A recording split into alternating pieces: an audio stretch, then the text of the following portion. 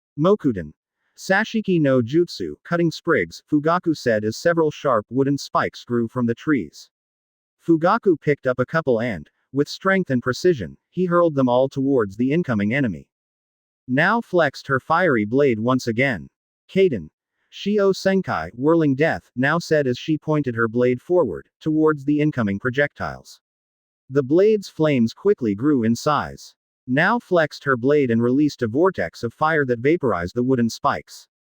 Now arrived near Fugaku and did a lightning-fast horizontal swipe just above his head. Fugaku ducked under her swing and watched as the blade left a trail of fire behind it. Fugaku jumped backwards and extended his right arm forward. Mokuden. Daijirin no Jutsu, Great Forest, Fugaku said as his right arm suddenly transformed into wood. From his arms came out dozens of wooden tentacles that quickly wrapped themselves around Now struggled to get free until she poofed in smoke to reveal single wooden log in her place. There was no shortage of wooden logs around, not since Fugaku was willingly creating them. You are a coward, Fugaku. Fight me like an Uchiha instead of using power that belonged to Senju. Where is your pride? Now snarled at Fugaku as she blurred through hand seals. Kaden. Hayo Arakuru, raging fire, now said as she unleashed torrents upon torrents of fire that spread through the whole forest. All around her the fire was consuming the trees that Fugaku had created. The water in the lake did nothing to ease the raging inferno that now had set. Chunks of wood snapped from the trees and hit the lake with large splash sounds. Fugaku jumped away from the falling trees and landed on the nearby branches. He swiped his arm on his forehead to wipe the sweat away from the massive heat that now's inferno was creating. All around him steam was being released as the water evaporated. Fugaku looked around for now when he heard a whistling sound. He turned around just in time to avoid multiple blazing shurikens that came from his blind spot. As Fugaku was jumping backwards, now materialized right next to him. Fugaku allowed Nao's punch to phase right through him and hit the tree where he was standing. Fugaku moved to block another punch but quickly changing his mind and jumped back when he noticed that Nao's hands had an orange glow in them. Fugaku looked back towards the tree Nao hit and noticed the black spot from her punch. This is my Kasai no Ken, Fire Fist, Nao said as her other arm and legs started getting an orange glow as several flames appeared around them. It looked like Nao had her arms and legs on fire although she didn't seem to be in pain. I will show you why I was considered the best in the clan in fire ninjutsu, Nao said as she dashed towards Fugaku who braced himself. Such a waste of potential, Fugaku thought to himself frowning. The girl held such power and potential even without the Sharingan and yet he had to kill her for her incompetence and disrespect. He wasn't feeling any guilt or regret, just pity. Hidama, fire ball, Nao said punching straight forward and unleashing a ball of fire directly towards Fugaku who tilted his head to the side to avoid the flames. Nao jumped in the air and spinned around. Kasai no Nami, fire wave, Nao said as she released a wave of fire towards Fugaku who simply allowed it to phase right through him. Nao dashed forward and engaged Fugaku in clash of fists and kicks. Fugaku used his Kamui as much as he could to outmaneuver Nao. Every single strike that Fugaku blocked or parried, he would regret it as he would get a piece of scorched skin as payment. Nao slammed her foot on the ground and flexed her arms forward. Without even a single hand seal, fire sprouted from her palms heading straight towards Fugaku. Mokuden. Mokujoheiki, wooden wall, Fugaku said slamming both hands on the ground. Several wooden pillars branched out from the trees and surrounded Fugaku, forming a dome around him. The fire wave clashed with the wooden walls. Fugaku activated his Kamui and sank into the ground. Nao stopped her attack once she noticed that behind the wooden dome was no one. She looked around and focused on her senses. Fugaku immediately appeared behind her and proceeded to kick in the back. Nao flew back and collided with one of trees that quickly wrapped itself around her, restraining her movements. Kaden. Kasai no Tate, fire shield, Nao said as all of her skin started glowing orange. Nao started sweating as her hole erupted in flames, scorching the wood all around her and turning it nothing more than ashes. Nao freed herself from the trees and fell to the ground taking deep breaths. Her chakra stores were nearing empty and she wouldn't last much longer. Unbelievable, Fugaku said looking at Nao with shock. To think you would be this talented. How did you even lose against the Hyuga girl back in Kiri? Fugaku asked curious. The amount of control she held of the fire was astonishing. That battle opened my eyes. I relied on my Sharingan too much back then, and my defeat only proved that. I thought myself to be undefeatable, and I got a rude wake-up call, but I get the feeling that even with this I wouldn't be able to defeat her should we ever meet again, now said, smirking as she looked towards her flaming arms. My last jutsu, now thought to herself sadly, she was running on fumes. Amaterasu, now said, looking towards his arms as they erupted in black flames. Her Sharingan deactivated from lack of chakra.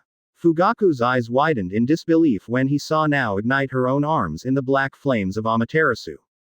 She's using the fire on her arms as the target for the Amaterasu flames. As long as she holds her jutsu, the black flames won't burn her, Fugaku thought to himself. Now was really putting everything she could into the fight. Come, now said as she waited for Fugaku to make his move. She knew that Fugaku would try and avoid engaging in taijutsu as off no. Fugaku might many things, but fool wasn't in his description. If you won't, then I will, now said as she rushed Fugaku head on, intending to go out with a bang. Now tried a punch to Fugaku's jaw only for it to phase through him. Fugaku watched as her Amaterasu empowered arm phased right through him. Once Nao's arm had left him, Fugaku brought his knee to her stomach. Now buckled forward and gasped in pain. Now bit back the pain and engaged Fugaku once again in taijutsu. Blow after blow was getting past Nao's defenses and hitting her. Fugaku tilted his body back and slammed his foot as hard as he could into Nao's chest and watched as she tumbled through the trees. Fugaku smirked as the battle was over. He calmly walked towards Nao as she knelt and took deep breaths. Her hair covered most of her face, sweat was pouring freely from her forehead, and her clothes were completely burned from her fire jutsus. Fugaku looked towards her arms and watched as the Amaterasu flames faded away. Now watched as Fugaku bent down and picked up her sword. There was nothing she could do about it. She had ran out of chakra, she was tired. All she wanted right now was to die and simply be reunited with her sister and family in the other side. Now didn't even wince as Fugaku slowly drove her sword through her chest and heart. Fugaku rose up and brought Nao with him as she stood pierced in the sword like some piece of meat in a wooden stick. Fugaku was completely affronted with her. Even in defeat and death, Nao was smiling. I hope you keep that smile of yours when you met the rest of your family, Fugaku said, and simply flexed the blade, letting Nao's body fall to the water. Fugaku didn't waste more time and simply swirled away. He had a Sharingan to replace. Nao was slowly drifting away in the water. She was floating and looking at the beautiful blue sky. She was barely alive at this point, but she couldn't help but get a strange feeling that suddenly overcame her. She wanted nothing more than to be reunited with her family, but somehow, she felt that it wasn't her time go yet. Azanagi, now thought to herself, using the remains of her chakra and the last of her eye. The wound on her chest healed and her eyes closed from chakra exhaustion. She slowly drifted away, carried away by the current. She didn't know if she would even survive, but she felt she had to try. Chapter 51 Two New Lights. Previously Azanagi, now thought to herself, using the remains of her chakra and the last of her eyes. The wound on her chest healed and her eyes closed from chakra exhaustion. She slowly drifted away, carried away by the current.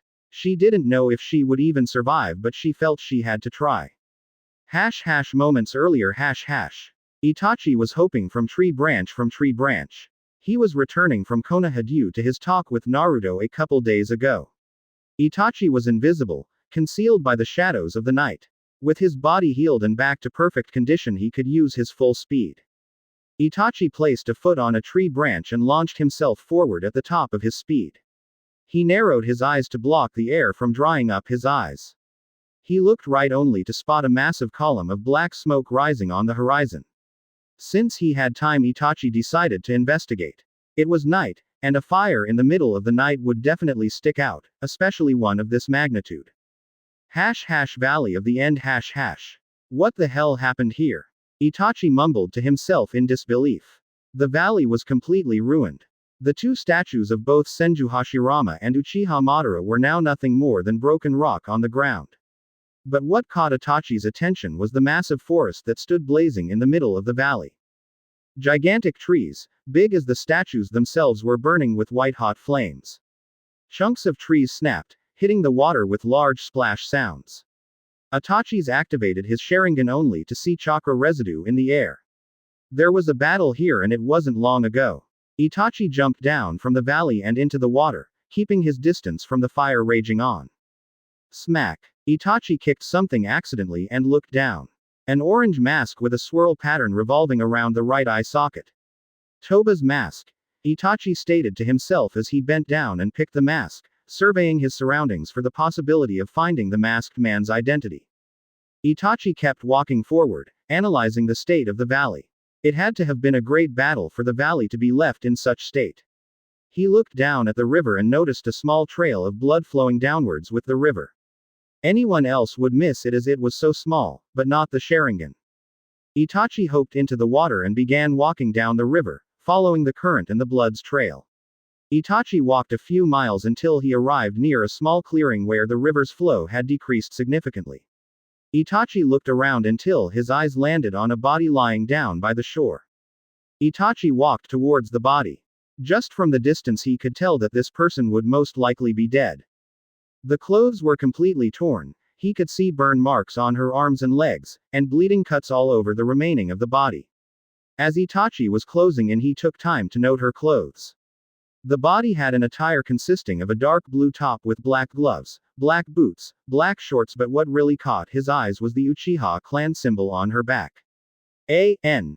Check profile for image. An Uchiha? Itachi asked to himself in disbelief as he suddenly rushed the body. He arrived near the body and bent down, placing 2 fingers on her neck. She's alive, Itachi thought as he detected a very faint pulse. He gently turned her around and his eyes widened at the person lying down right in front of him. Now, Itachi breathed out. Naruto had told him that the Uchiha clan was still alive, but it was one hell of a coincidence for him to simply stumble upon one Uchiha just days after his talk with Naruto. Itachi moved her body further into the land and laid her on the ground, facing up. Itachi placed his fingers on the middle of her chest, right above her heart, and released a small electric discharge. It was a technique taught to every single shinobi in the core and one of the basic medical ninjutsu. A small static shock directly into the heart to jumpstart a body if need be. Nao's body gave a small jerk as she started stirring. Itachi watched as Nao slowly opened his eyes only for a hollow white to appear instead of the black color he remembered. Did she sacrifice her eyes? Itachi mused in thought as he heard some gurgling sound coming from Nao. Who? Nao said as she started coughing. Are you? Nao managed to get out only to hear a small chuckle. What mess did you get yourself into this time? Nao-chan. Itachi replied, smiling down at his former comrade. There was quite a story behind these two. Nao's eyes widened when she recognized the voice. She slowly turned towards the voice but saw nothing but darkness. Itachi-kun. Nao said, slowly chuckling until she began coughing again. Itachi moved Nao so that she laid perfectly flat on the ground. Don't worry, I will take care of you, Itachi said, smiling, not that Nao could see it. Itachi went towards his pocket and removed a single 3-pronged kunai.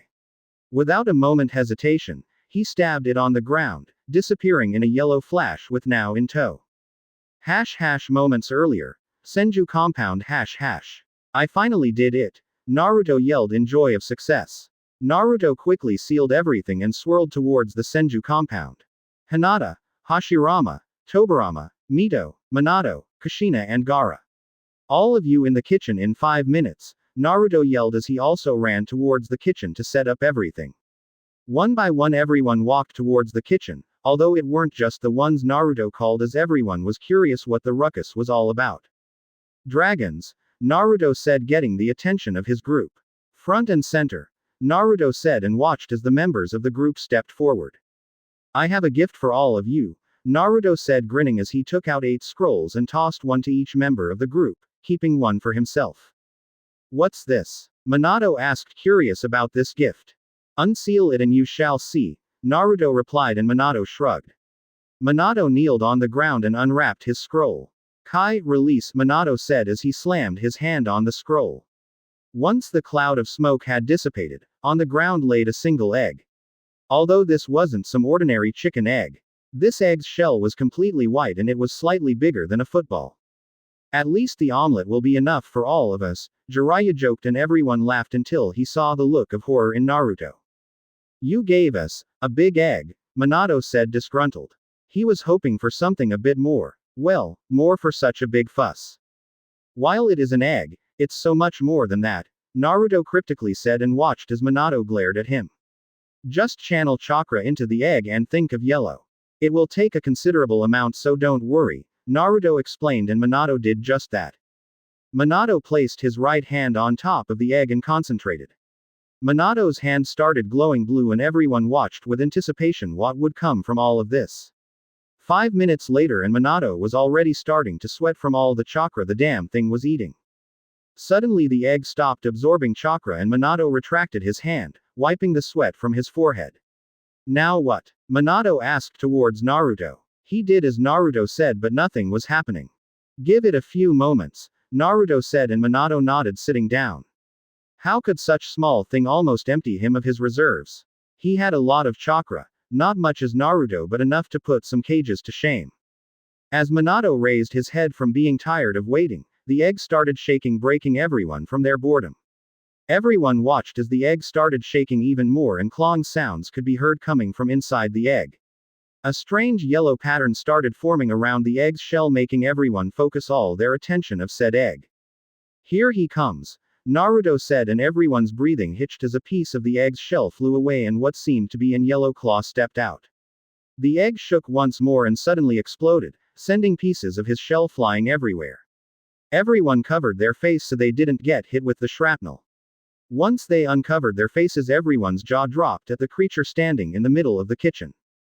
He resembled some form of reptile, like lizards and, in some relation, snakes themselves. This creature's body was completely covered in yellowish shiny scales, with 4 legs and long tail. The creature had a long snout and an impressive jaw line filled the razor-sharp teeth. He had eyes yellow as well with a black vertical slit like those of snake, but what really stood out was a pair of wings that protruded from his back. Is that what I think it is? Jiraiya yelled, pointing towards the creature in the middle of the room, who seemed to react to his outburst and gave him a toothy grin showing his razor-sharp teeth and an impressive pair of fangs. A dragon, alive and in the flesh, Naruto said, pointing towards the dragon, who seemed to get what was happening and simply rose to stand on 2 legs and spread his wings. And as your partner from now and until the day you die, Naruto said, pointing towards Minato, who had a shocked face. BBU, but Minato tried to argue, but Naruto quickly shut him down. No buts. He is keyed to your chakra and will only answer to you. He isn't your slave or pet, he's your partner from now on, so treat him with respect, Naruto said, and the dragon jumped into the air and landed on Minato's shoulders. He coiled around his neck until he began to lick Minato's cheek. I guess he's all right, Minato said, scratching the head of the dragon and making Naruto nod. His name is Yellow. A fitting name for the mighty Kiroi Senko, Yellow Flash, wouldn't you say? Naruto snickered and watched as the dragon growled slowly before laying his head down to probably sleep. I thought that dragons didn't exist, Tamari stated, looking at Yellow. They do now. They will take time to grow, Naruto explained. How big will they get? Tsunade asked, palling when she remembered the legends. Big as the Biju, Naruto simply replied as he crouched and unsealed his own egg.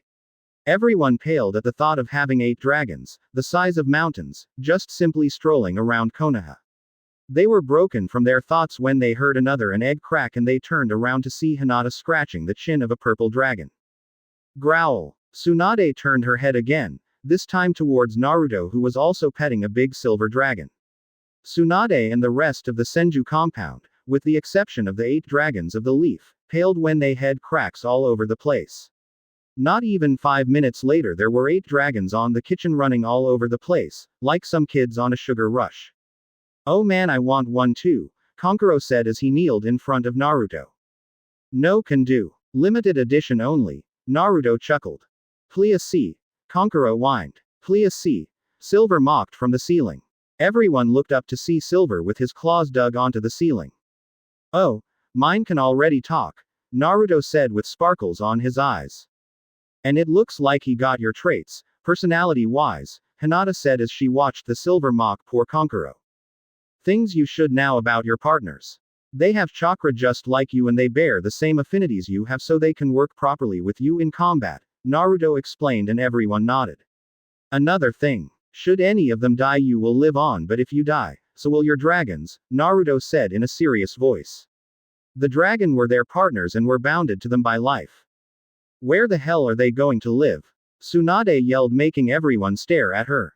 The Senjuness is strong in that one, Mito thought to herself, sighing. Do you think we can set them up in the summon world? Tobirama asked, making everyone ponder. Hey Fox, Naruto thought to himself. Yeah, Kurama replied as he yawned and stretched, popping a few joints. As the summon realm all occupied? Naruto asked, making Kurama raise an eyebrow at his question. Why do you ask? Kurama asked, surprised by the question. Naruto simply looked to the ceiling. What the hell are dragons doing here? Kurama yelled. I created them. I read a book about reptiles and another one from legends, Naruto replied, grinning and making Kurama shake his head his disbelief. There are a few lands unoccupied that they can use without much trouble, Kurama answered, and Naruto proceeded to forward the information to Tobirama, who was already devising a small seal in the form of a tattoo to summon their partners into battle should they need them. We got company, Naruto said as he backflipped into the middle of the room and slammed his hand on the ground. In a flash of yellow, Itachi and now were standing in the middle of the room. I thought you were supposed to come to me, Itachi said as he found himself on the Senju compound. I may trust you, Itachi, but not far enough to jump towards you and into a possible ambush, Naruto replied. What the? Itachi said out loud when he came face to face with 8 dragons who were standing just inches away from his face, staring at him. His Sharingan flared to life, and that was until he noticed the rest of the room. Senju Hashirama, Senju Tobirama, Namikaze Minato, Uzumaki Mito and Senju Kushina. Boo. Itachi tried to come out with the right words, but his brain seemed unable to process the events. At least he didn't faint like Tsunade and Hiruzen had to back in the day. What can I do for you, Itachi? Naruto asked, breaking Itachi's line of thought. Itachi looked away from the Senju brothers and back into Nao, who was breathing harshly. She won't last much longer. I can feel her life force slipping away, Naruto said as he took a good look at the Uchiha in Itachi's arms. I need your help once again. I need you to heal her, Itachi stoically said. Bah, a dead Uchiha is a good one, Tobirama simply replied, making Itachi frown. What did I tell you about having prejudice about the Uchihas? Hashirama grumbled. Besides, it's Naruto's choice if he wants to heal her or not, Hashirama explained, and Tobirama scoffed but nodded nonetheless. Why should I heal her? Naruto asked towards Itachi, who remained silent and with his head down. She has been working for Tobi all along. She blew up a hospital in Kiri and almost killed Hinata-chan, Naruto explained. She is in this state for fighting Tobi. You should see the state of the Valley of the End. Everything was destroyed, even Madara's and his statue, Itachi said, motioning to Hashirama. They destroyed my gorgeous statue, Hashirama said as he hung his head. What do you think, Kurama? Naruto asked towards his partner. It's your choice, Naruto, Kurama replied seriously, wondering what Naruto would do. Even so, one good deed doesn't at all for a lifetime of wrongs, Naruto said. Don't make me beg, Itachi said in a low voice, making Naruto's eyes widen. He was willing to actually beg for Naruto to save her. Why would you lower yourself to that extent just to save her? Naruto asked, curious, but Itachi remained silent. You love her. After all this time? Naruto asked like it was the most obvious thing on the world, and Itachi just nodded. Always, Itachi answered. 1. She was with me from the very beginning. We were born a single month apart. We were childhood friends and rivals at the same time. We graduated from the academy together, got into the same team, took the Chunin exams together. I fell for her because she treated me for the person I was. To her, I wasn't the son of the head of the Uchiha clan or the prodigy of the Uchiha clan. To her I was just Itachi, Itachi sadly said, and Naruto remained silent. I guess we are more alike than I thought, Naruto replied, chuckling and making Itachi look at him funny. I too fell for Hinata-chan because she was with me from the beginning, and because not matter what the village said, she never treated me as the demon or Jinchuriki of the Kyuubi. To her I always was just Naruto. Besides, there was nothing I wouldn't do for her, Naruto explained and started walking forward until he was near Itachi, who held Nao's head on his lap. Naruto placed 2 fingers on Nao's forehead. Naruto took a deep breath and opened his eyes to display his silver eyes with concentric rings around the pupil. Naruto's fingers started glowing and Itachi watched as Nao's breathing became more stable. Her bones were reset to their proper locations and even the cuts on her skin just sizzled away. Naruto got up and stepped back as Nao started stirring. Itachi-kun, I'm feeling much better. Where are we? Nao asked as she slowly rose to a sitting position. Itachi-kun is it? Naruto thought to himself chuckling. He knew deep down that he had made the right choice. He's almost ready to meet him. Kurama chuckled to himself before going back to sleep. We are in Konoha, more specifically in the Senju compound, Itachi replied and watched as Nao suddenly stiffened and jumped to her feet. She opened her eyes but only darkness greeted her. What happened to your eyes? Hinata asked, curious about the hollow white. I know that voice, Nao said looking towards Hinata direction. You are that Hyuga I fought in Kiri, Nao said getting into a defensive stance. She was in enemy territory. It's Senju now. Naruto-kun has asked me to marry him, Hinata said but Nao didn't seem much concerned about that. Relax Nao-chan, Itachi said placing a hand on her shoulder and making her instantly relax. You are among friends now, Itachi said and Nao huffed. Hold still, Naruto said towards Nao as he approached her and put a finger in each eye, above her eyelid. Relax, Naruto said but Nao remained stiff as a board. Is he going to take my eyes? Nao thought fearful. She was in the wolf's den and blind to make it worse.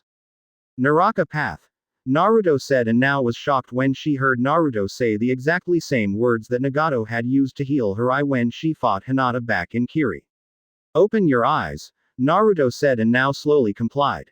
Her eyes lids slowly rose and she was greeted with the face of Senju Naruto but his eyes were not the Sharingan, they were the Rinnegan, glowing at full power. You have the Rinnegan, Nao muttered out loud. No thank you no nothing, just you have the Rinnegan. I'm hurt. Naruto joked making Nao smile slightly, easing the ambient. That's Naruto right there. All serious 1 second and joking around the next, Kushina thought smiling. Of course, Nao said slapping her forehead. You are both Uchiha and Senju. It's obvious that you would have the Rinnegan. I wonder how Fugaku still hasn't thought of that yet, Nao muttered out loud.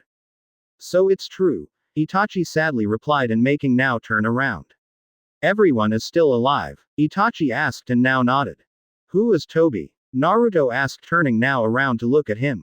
Nao gulped as she stared at Naruto's Sharingan and knew that lying probably would be a bad idea. Uchiha Fugaku, Nao replied squirming under Naruto's gaze. Wasn't he the head of the Uchiha clan? Naruto asked and everyone nodded. Another simple Uchiha with delusions of grandeur, Tobirama grumbled. I knew I recognized his chakra from somewhere when he attacked with the Kyuubi 17 years ago, Minato replied and for the first time Nao looked around to see just who exactly was with her. Why Yondaime-sama? Nao said in shock and gulped when she saw who stood by his side. Senju Hashirama and his brother Senju Tobirama, Uzumaki Mito and Senju Kushina. How? Nao asked towards Naruto who smirked. You should know the power of the Rinnegan extends beyond life and death, Naruto simply replied. Of course, Nao said smacking her head again. You are the perfect vessel for the Rinnegan. The Uchiha and Senju DNA in perfect balance. It figures that you could use it without any adversities unlike Nagato, Nao said. Now, why don't you tell us everything you know about the Uchiha clan and the Akatsuki? Naruto asked and yet again Nao felt that it wasn't a question she could refuse. 1 hour later. That's very useful information. Thank you Nao. Naruto replied and Nao nodded before turning towards Itachi. What now? Nao asked and Itachi looked at Naruto. Nao turned around to look towards Naruto as well.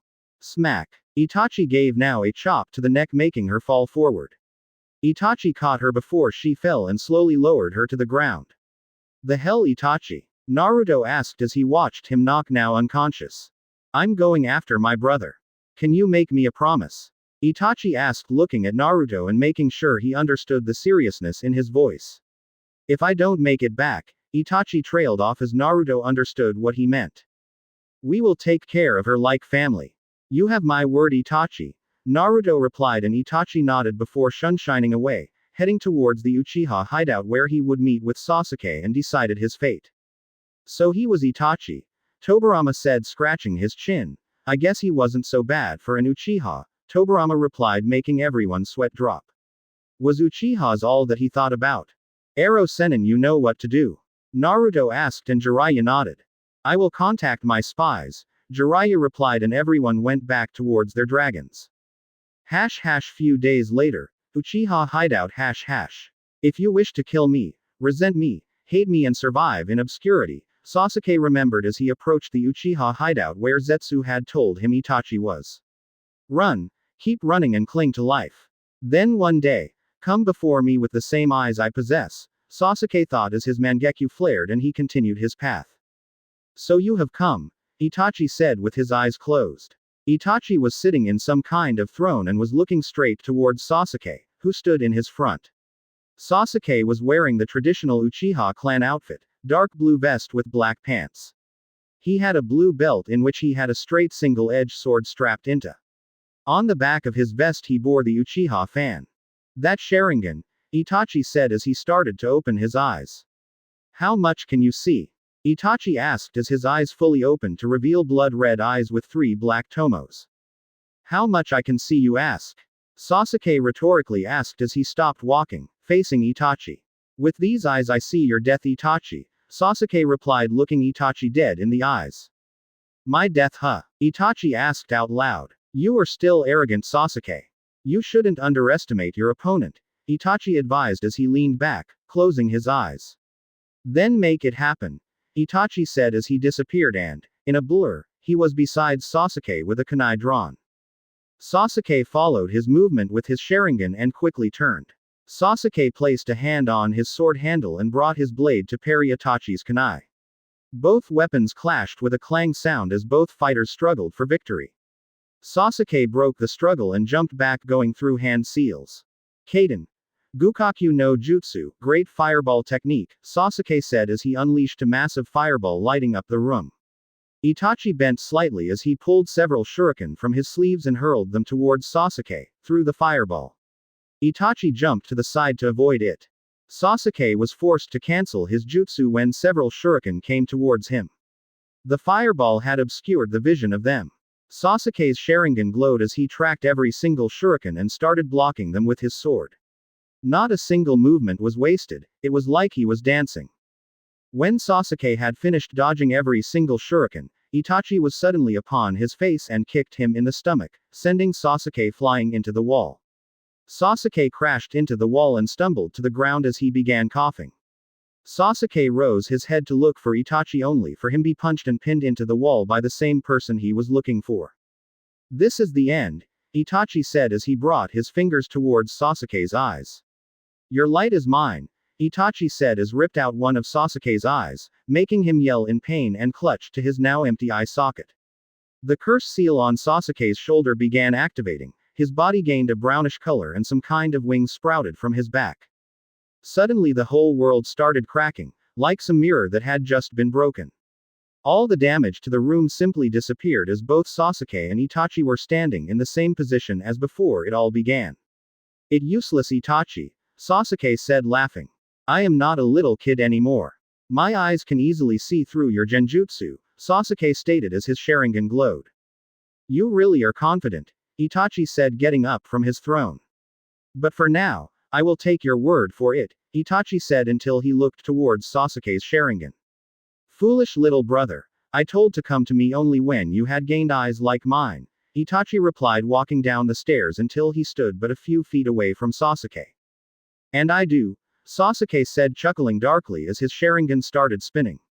I killed the only person I ever cared for just for these eyes, Itachi, and, with them, I will kill you for betraying our family, Sasuke said as his Sharingan turned into his Mangekyo. His eyes had 3 intersecting ellipses that resemble an atom model. Foolish little brother, Itachi said as his own Sharingan started spinning and becoming his Mangekyo Sharingan, a 3-sided pinwheel. The problem was that Itachi's eyes didn't stop spinning, even after reaching the Mangekyo stage.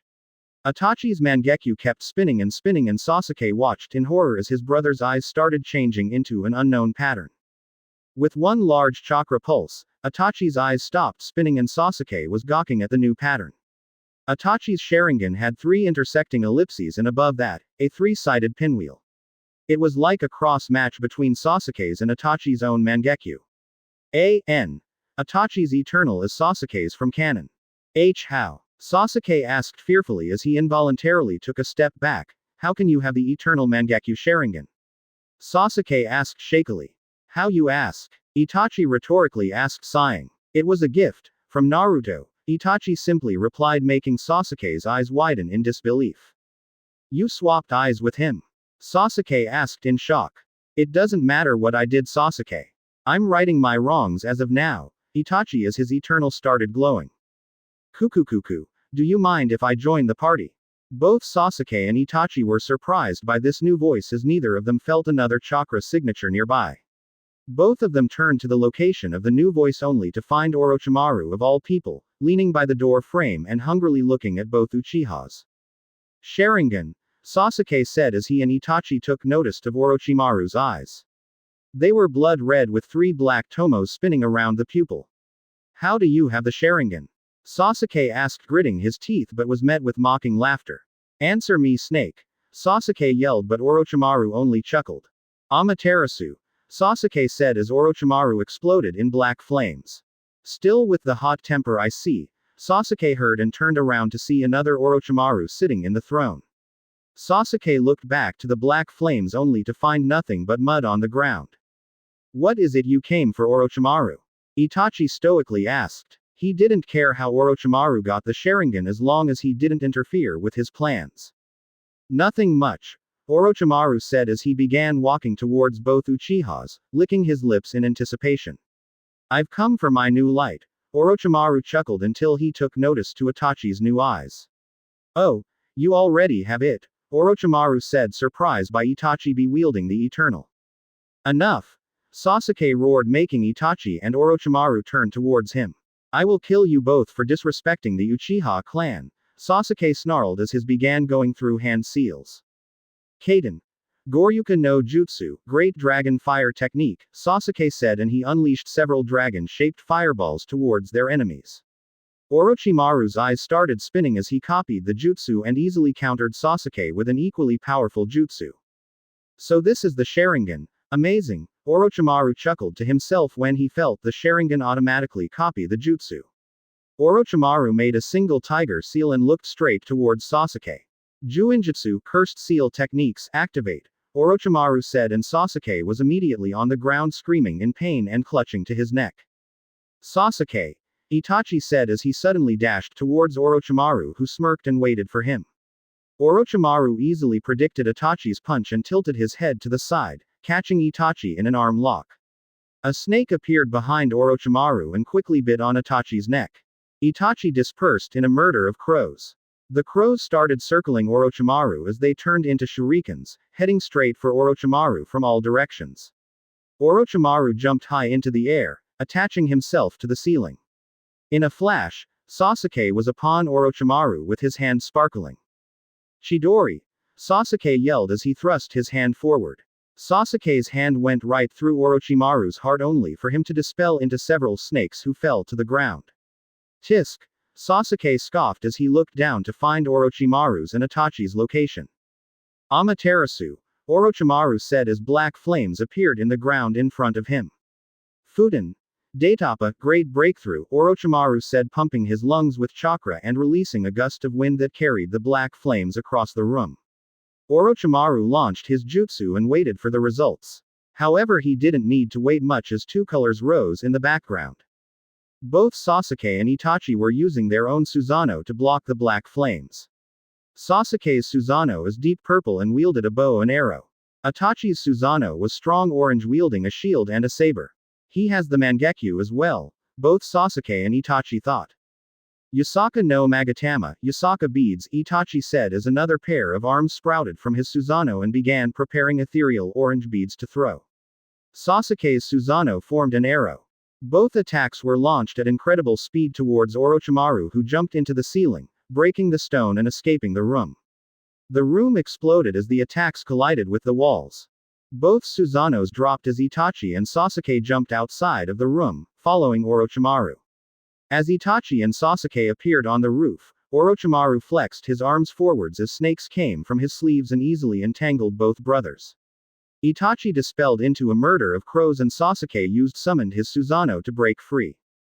You've grown strong, Sasuke, Itachi said, looking at his brother, who scoffed and simply jumped to the side as the tree warriors stood equal lengths from each other. Kaden. Gukaku no Jutsu, great fireball technique, all three warriors said at the same time. Tree fireballs clashed in the middle as all tree shinobi struggled for the upper hand. Sasuke closed his right in concentration before opening it and unleashing black flames to consume the existing fire. As the black flames disappeared, Sasuke's hand sparkled as he slammed it on the ground. Chidori Nagashi, Sasuke said as streak of lightning left in his hand heading towards Itachi and Orochimaru. Both warriors jumped back to gain some distance from Sasuke, who smirked. Sasuke looked up towards the sky and began laughing as thunders could be heard and heavy rain started falling. The heated air from all the fire jutsus and black flames had created a storm. The gathering of clouds had brought what Sasuke wanted, lightning. Sasuke's hand sparkled as he sent a lightning beam towards the sky, making light up the clearing. This is bad, Orochimaru said to himself as he knew very well what was coming. So he managed to recreate Naruto's Kirin Jutsu, Itachi thought to himself as his eyes started glowing and preparing for summoning his shield. Raiden. Kirin. Sasuke yelled as he brought his hand down and the skies roared. A blue dragon appeared in the sky. The dragon rocketed towards the ground, targeting either Itachi or Orochimaru or even both. Kuchios. Sanju Rashomon, Orochimaru said, slamming both hands on the ground as three massive defensive walls appeared in front of him to block Sasuke's jutsu. Susanoo. Itachi said as the dragon connected with the top of the building and, in a flash of blue, the building exploded, blasting chunks of rock everywhere and leveling the battlegrounds to nothing but rubble. As the smoke started clearing, Sasuke jumped down to ground level, taking deep breaths due to chakra usage. Sasuke scowled as he took notice that Itachi had summoned his Susanoo to defend himself, rendering his lightning jutsu useless. "You damn brat," Orochimaru snarled as he dug himself out of the rubble. The walls he had summoned were enough to protect him from the initial blast but not from the secondary explosion. Orochimaru's clothes were ripped apart and he was bleeding from several places. "I see you managed to copy my jutsu after all." All tree warriors standing on the clearing slowly turned their heads when they heard this new voice. The new person had long blonde, waist-length, spiky hair with fangs that framed his face and partially covered his right eye. He also had three distinctive whiskers marks on each cheek. His blonde hair swayed with the wind, giving him a more menacing look. "Just great, the Kyuubi is here," Orochimaru thought to himself, gritting his teeth. He had come for Sasuke's or Itachi's eyes, but he had never expected for Sasuke to have grown this much, and now Naruto had joined the picture. "Long time no see, Naruto," Sasuke chuckled, and Naruto took in the person who had addressed him. "Blood red eyes, check. Arrogant and general aura of superiority, check. Duck butt-shaped hair, check. Emo and brooding, check. That's Sasuke all right," Naruto thought to himself, analyzing Sasuke. Naruto's Sharingan left nothing unchecked. Medium S rank, Naruto concluded from his observations. Sasuke had grown stronger than he had expected. "Care to explain to me why you knocked me out?" Now asked sweetly towards Itachi, who gulped as he dropped his Susanoo. "What the hell are you doing with the Senju, now?" Sasuke asked towards now. "Fugaku tried to kill me, so I joined their side," now said, pointing towards Itachi and Naruto. "Zetsu," Naruto called out of nowhere and got confused faces from everyone, that is, until Zetsu showed up. "You called Naruto-sama?" the white Zetsu asked as he rose from the ground, besides Naruto. Everyone's jaw dropped when they heard the way Zetsu had addressed Naruto of all people. "You are to tell nothing to Fugaku of what occurred in here, are we understood?" Naruto asked, and Zetsu nodded. "Of you go then," Naruto said, and Zetsu sank back into the ground. "Naruto," Itachi called out, getting his attention. "What is she doing here?" "You gave me your word," Itachi said, narrowing his eyes. "I promised that I would take care of her, not that I would stop her from chasing you," Naruto said, shrugging his shoulders, making Itachi's eyes twitch.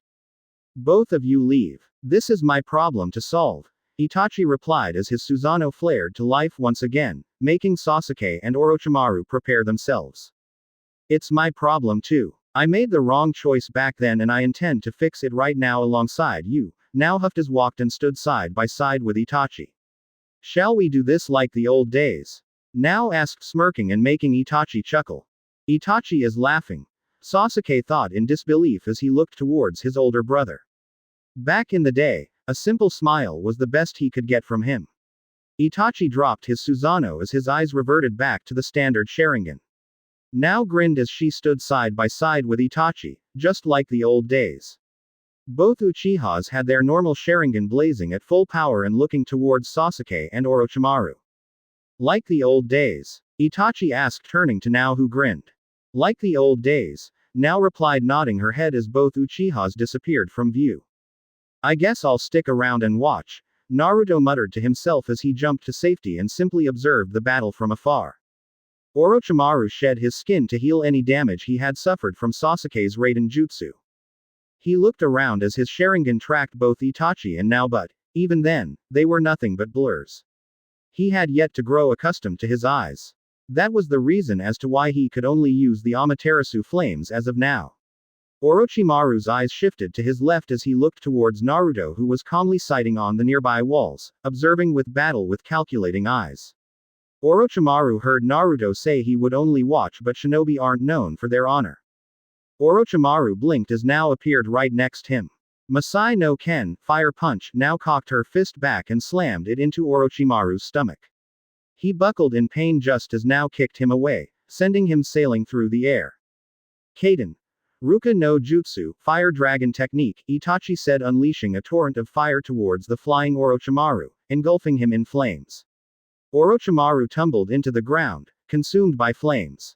I got you, Sasuke yelled as he took opportunity of Itachi's jutsu. Sasuke appeared behind Itachi with his sword drawn, ready to impale his older brother. Clang! Sasuke's eyes widened when his sword was blocked by Nao's. She smirked and held her grip as Sasuke pushed forward, in a battle of strength. Itachi burst into crows as both Nao and Sasuke disengaged and jumped apart. Enough! Orochimaru yelled as he dropped to the ground and opened his mouth.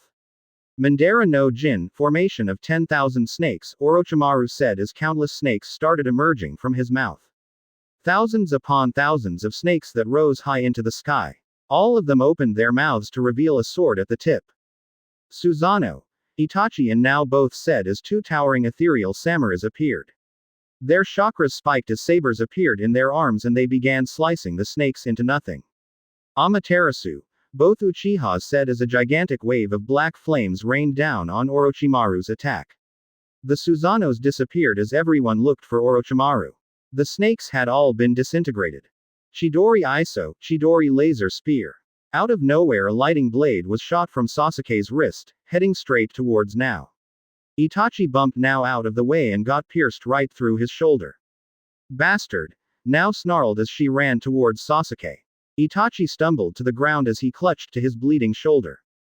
I've been waiting for this opportunity, Orochimaru chuckled darkly as he rose from the ground in front of Itachi. Tsukuyomi! Orochimaru gasped as Itachi locked eyes with him, placing Orochimaru in his strongest genjutsu. Tsukuyomi world #. The world around Orochimaru shimmered out of existence and was replaced by a sea of red and a black sun. Orochimaru found himself in a new world, with Itachi standing right in front of him. This again? Orochimaru chuckled at Itachi's pathetic attempt of stopping him. This genjutsu no longer works against me, Orochimaru said. Then break it, Itachi simply replied. Kai, Orochimaru said as he flared his chakra, but nothing happened.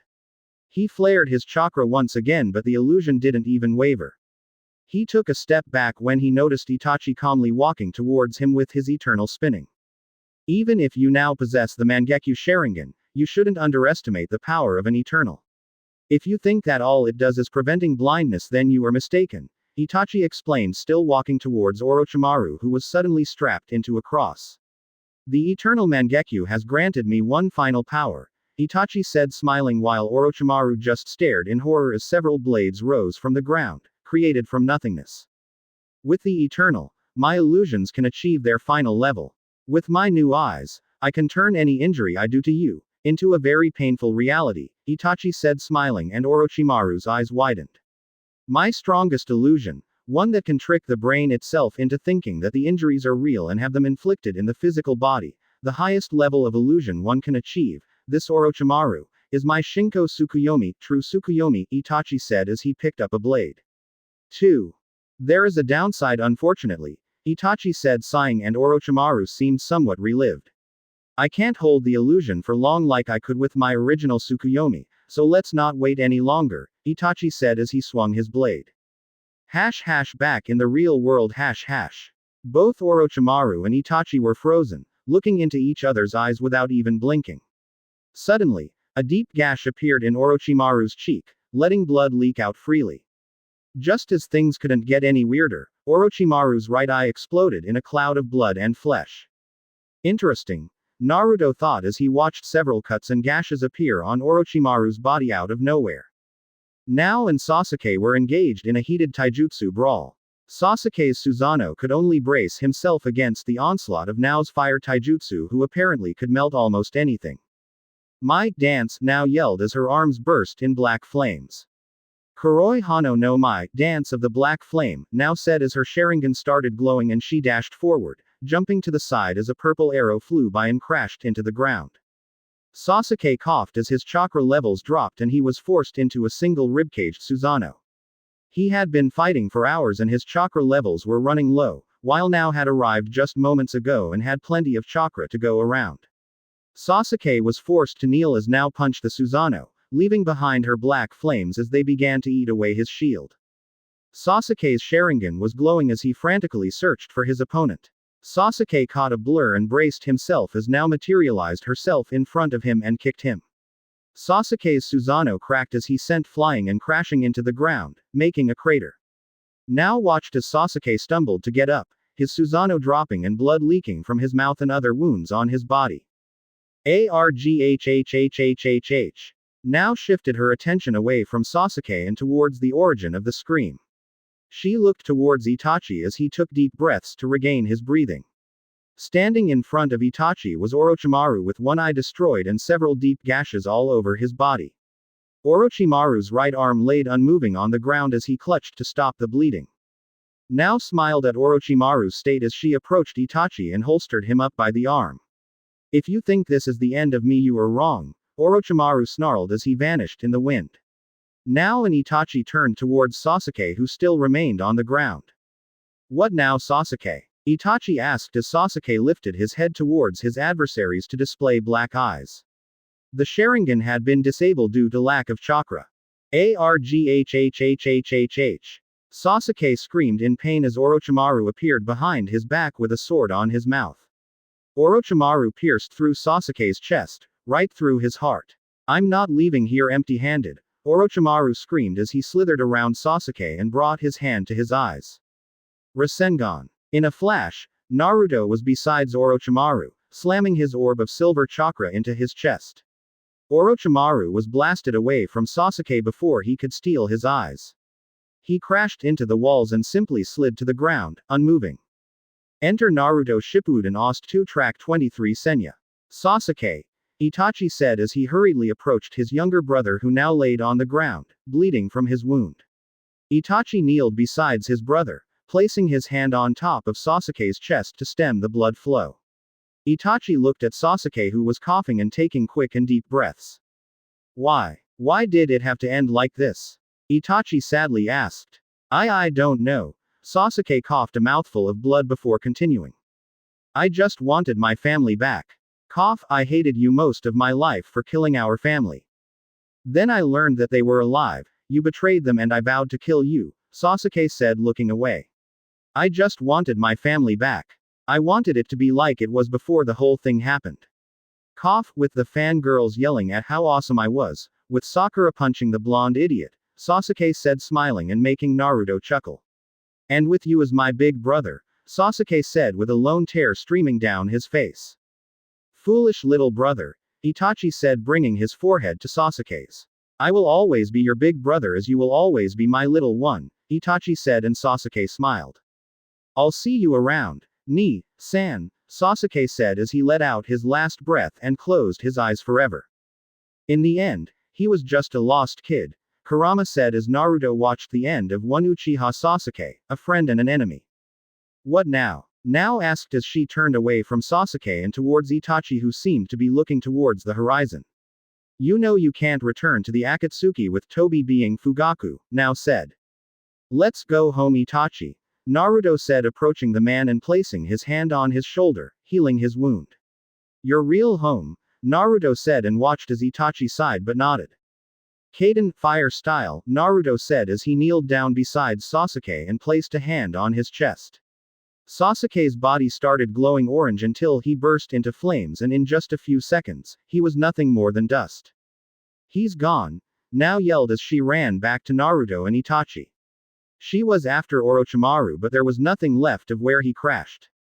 Orochimaru is meaningless as of now.